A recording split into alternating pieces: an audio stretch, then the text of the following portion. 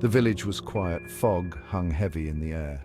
The old oak tree stood at the edge of the village. Its branches, gnarled and twisted, reached out like skeletal fingers. This was home to Oliver, Lucy and Samuel, three blind mice. They knew the world through sound and smell. The oak tree was their haven. Oliver, the eldest, was brave and curious. Lucy, the middle one, was cautious but kind. Samuel, the youngest, was always hungry and easily frightened. They huddled together near the oak's warm roots. The night was silent, too silent. Even the crickets were still. Oliver twitched his nose. "Do you smell that?" he whispered.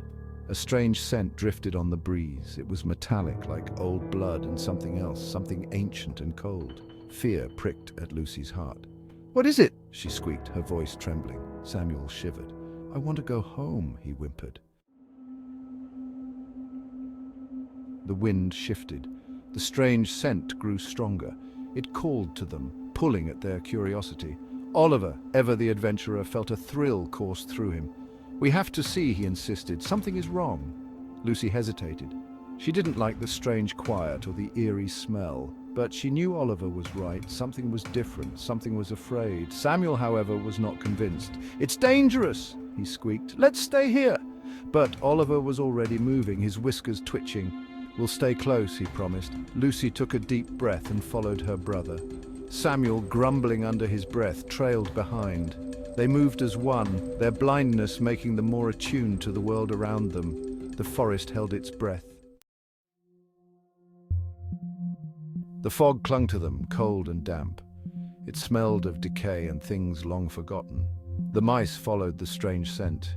It led them deeper and deeper into the woods. They navigated by sound, their whiskers brushing against damp leaves and gnarled roots. The silence was broken only by their own small sounds and the beating of their hearts. The further they went, the colder it became. The air grew thick with a strange energy that made their fur stand on end. "I don't like this," Lucy whispered, her voice tight with fear. "Let's go back." But Oliver was resolute. He could feel it now, a presence just beyond their senses. "Almost there," he murmured, his voice barely audible above the rustle of leaves. And then they saw it, or rather they sensed it. A looming presence in the fog. It was cold and still and impossibly vast. The smell, sharp and metallic, was overwhelming. They had reached the abandoned manor. Its crumbling stone walls were overgrown with ivy. The windows were dark, empty sockets staring out at them. The oak door hung precariously from one hinge, creaking in the wind like a mournful sigh.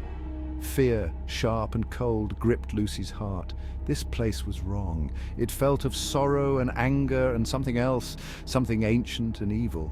Even Samuel, usually oblivious to anything but his stomach, whined in terror. But Oliver, though a shiver ran down his spine, felt a strange compulsion to go closer. He had to know what was inside. He had to see what lurked in the shadows.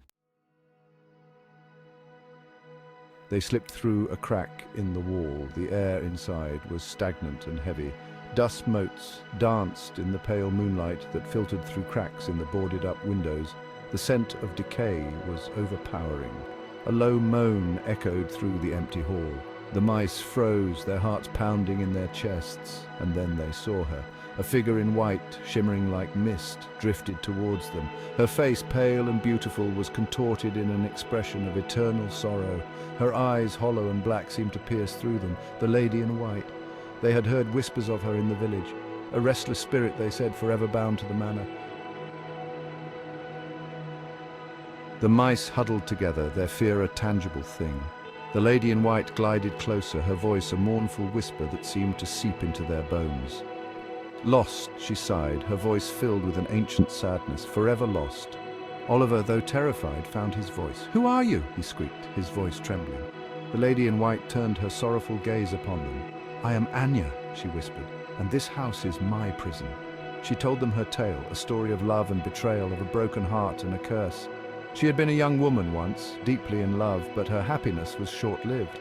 Her lover, jealous and possessive, had accused her of infidelity. In a fit of rage, he had strangled her, leaving her body to rot in the manor. Now she was trapped, her spirit bound to the house by her unfinished business. The mice listened, their hearts heavy with pity. They understood loss, they understood the pain of being trapped. "How can we help you?" Lucy asked, her voice soft. Anya's form flickered, a single tear rolling down her cheek. "Only by breaking the curse," she whispered. "Only then can I find peace." "But how?" Samuel squeaked, his voice small. Anya drifted closer, her ghostly hand hovering over a crumbling portrait that hung askew on the wall. It depicted a young woman with hauntingly familiar eyes, wearing a beautiful necklace with a heart-shaped pendant. "The necklace," Anya whispered, her voice filled with longing. "He ripped it from my neck as he... Her voice trailed off, the memory too painful to bear. "It lies broken, scattered throughout the house. Find the pieces, mend the broken heart, and the curse will be lifted." And so began the mice's quest.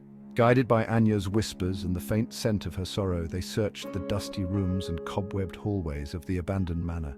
Each piece they found pulsed with a faint warmth, a flicker of Anya's broken heart. They found the first piece in the old nursery, nestled amongst a pile of dusty toys. The second piece was hidden in the library, tucked inside a hollowed-out book. The third piece, the largest and most ornate, lay in the master bedroom beneath the floorboards where Anya had met her end. With each piece they found, Anya's form grew stronger, less translucent. Hope, like a fragile flame, flickered in her eyes. The mice, despite their fear, felt a surge of determination. They would break the curse. They would help Anya find peace. Finally, after what felt like an eternity, they had all the pieces. The heart-shaped pendant, though broken, still held a faint glow. They brought the pieces to Anya, their tiny hearts pounding with a mixture of fear and anticipation. She reached out, her spectral hand trembling, and took the pieces from them. As her fingers brushed against the cold metal, a bright light filled the room, momentarily blinding them. The mice shielded their eyes, their hearts pounding. When the light faded, Anya was gone. The room was silent, the air no longer thick with sorrow and despair. In their place was a feeling of peace, a sense of something resolved. The curse was broken. The first rays of dawn were breaking through the cracks in the boarded-up windows as the mice made their way out of the manor. The fog had lifted, and the forest, no longer holding its breath, was alive with the sounds of birdsong. They returned to the old oak tree, their hearts lighter than they had been in days. As they huddled together near the warm roots, sharing a meager breakfast of scavenged seeds, they knew that they would never forget their encounter with the lady in white. They had faced their fears, and in doing so, they had found a courage they never knew they possessed. They had helped a lost soul find peace, and in doing so, they had found a little piece of their own.